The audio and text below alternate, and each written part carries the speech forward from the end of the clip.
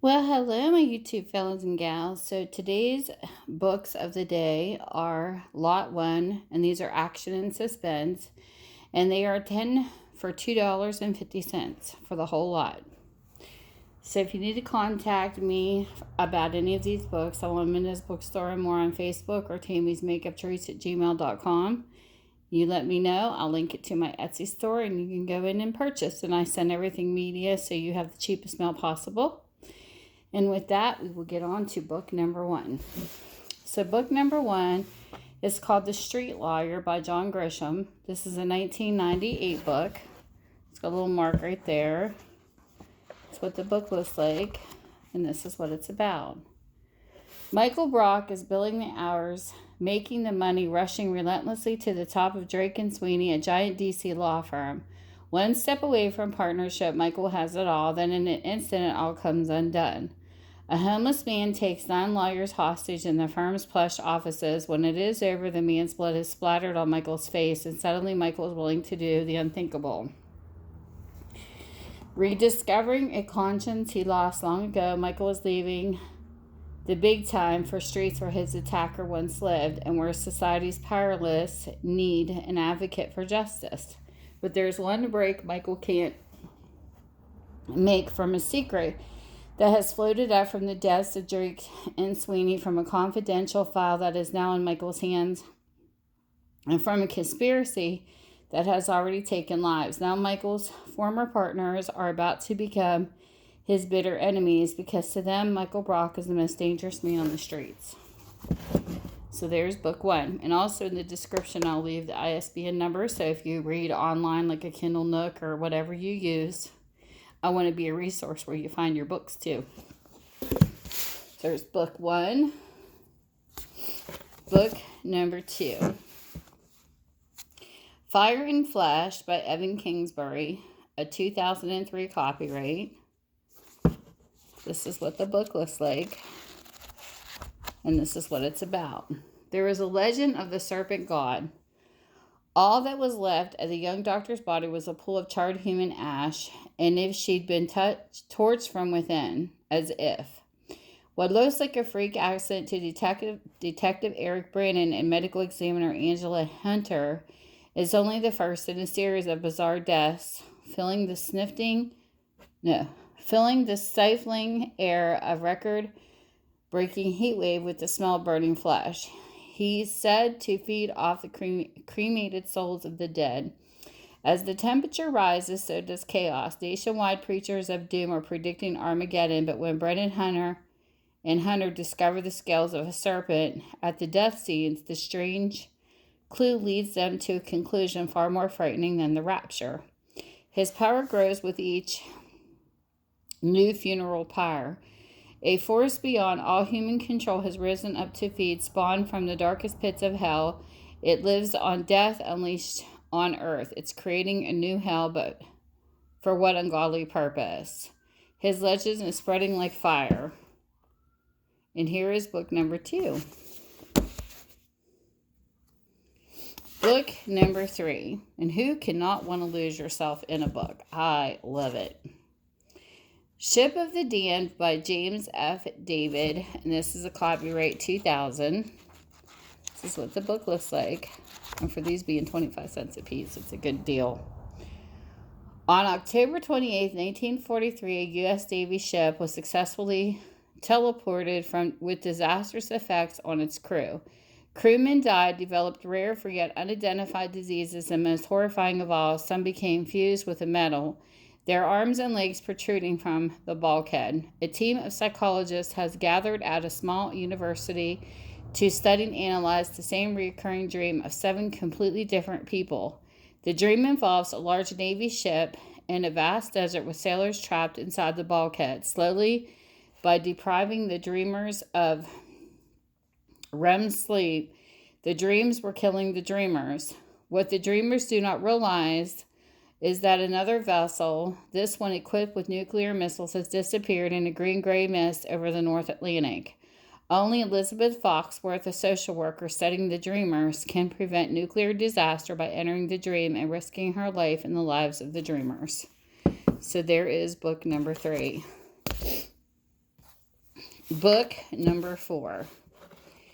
This is Dark City by Frank Lauria. It is a 1998 copyright. This is what the book looks like. This is what it's about. The police know his name and where he lives. They have the evidence and the bloodied bodies of the women they say he killed. There's just one thing they don't know about John Murdoch. He's their only hope. Dark City, it's like no place you've ever been before. When time stops and starts again, where lies the truth? Truths are lies, and even memory is a hoax. And in this place where the light has vanished and strangers rule, a man named Murdoch is accused of murder and labeled insane. But Murdoch is the only one who could stop the evil that has taken over as long as he can stay alive. So there is book number 4. Book number 5. This is Darkness Descending by Harry Turtledove. It is a copyright 2000. It's a nice, thick, big book. And this is what it's about. A world war in the world where magic works. Fourth Wig has been lost to the Algarvian and Unkerlanter soldiers, not satisfied to share the plundered Fourth Wig. Algarve invades Unkerland and begins its march on the capital during the harsh Unkerland winter. Away from the front, Algavirian soldiers, Corelconians, to send from west toward the front to work camps. The Conians left behind are worried about the camps, what might mean, but are assuaged by the Algarvian lies. In Kusamo, if I'm getting these words wrong, sorry, scholars race to find the relation between the laws of similarity and contagion, while the patient warriors of Zuwaza weigh the merits of siding with either the Algarvians or the Unkerlanders. Let me tell you, this is a tongue twister. Rumors around the Algarvian work camps. Rumors most cannot believe are true, but the images know, for they can feel the loss of life in their very souls. The characters take on their own lives as the reader sees a war from all sides, understands the death and destruction it benefits no one, not even the victors. In this world, the battle escalates and the people tremble under darkness descending. Turtledove is most certainly unique in reconceiving World War II in magical fantasy terms on an immense scale, so far completely successfully. Booklist star review. Sounds interesting. Nice thick book. Lots of hard names. Okay. Book number 6. We have The Enemy by Lee Child, and this is a copyright of 2004. This is what the book looks like. This is what it's about. Jack Reacher, hero, loner, soldier's son, an elite military cop. He was one of the Army's brightest stars. But in every cop's life, there's one case that changes everything. For Jack Reacher, this is the case. New Year's Day,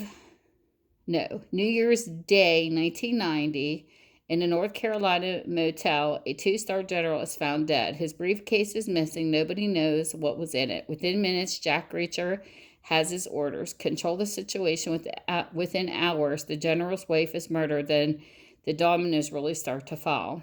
Somewhere inside the vast worldwide fortress that is the U.S. Army, Reacher is being set up as a fall guy with the worst enemies a man can have. But Reacher won't quit. He's fighting a new kind of war against an enemy he didn't know he had, and it gets the conspiracy more chilling, ingenious, and treacherous than anyone could have guessed. So there is book number 6. Book number 7. We have A Painted House by John Grisham. This is a 2001. What the book looks like. This is what it's about. Until that September of 1952, Luke Chandler had never kept a secret or told a single lie. But in the long, hot summer of his 7th year, 2 groups of migrant workers and 2 very dangerous men came through the Arkansas Delta to work, the Chandler Cotton Farm. And suddenly, mysteries are flooding Luke's world, a brutal murder leaves the town seething in gossip and suspicion. A beautiful young woman ignites beautiful passions. A fatherless baby is born, and someone has begun furtively painting the bare clapboards of the Chandler farmhouse, slowly, painstakingly bathing the run-down structure in gleaming white. And as young Luke watches the world around him, he unravels a secret that could shatter lives and change his family and his town forever. So there is book number 7. Book number 8. We have Fatal Ties by Iris Johansen, and this is a 2012. That's what the book looks like. This is what it's about. Marine researcher Melis Namid is treading dangerous water, and she's about to be dragged under. Melis knows something that has already caused one oceanographer to disappear from the face of the earth, and that's only part of the vast horde of violence and betrayal. She thought she had put her past behind her when she arrived at a Caribbean island home to research dolphin behavior. But Melis's peace and her life are about to be shattered by a savage killer who is cutting a path of destruction and death that leads directly to her. Only one person can save her, a man who claims to be a felon oceanographer. But what this enigmatic stranger really wants, Melis may not discover until it's too late, because whoever is after her knows her fears intimately, and soon Melis is forced to relive them all over again, except the final nightmare, the one she cannot possibly survive. So this is book number 8. Book number 9. We have The Lost Girls by Allison Brennan. This is a 2016 copyright. That's what the book looks like. This is what it's about. Photojournalist Saborhan Welsh is searching for 2 sisters who had disappeared 2 years ago in Mexico. So when she receives a call from a priest in Texas about an abandoned baby holding a locket with her name, she calls her friends in the FBI for help. The infant obviously belongs to one of the sisters, but how did she end up in Texas, and why did she abandon her newborn?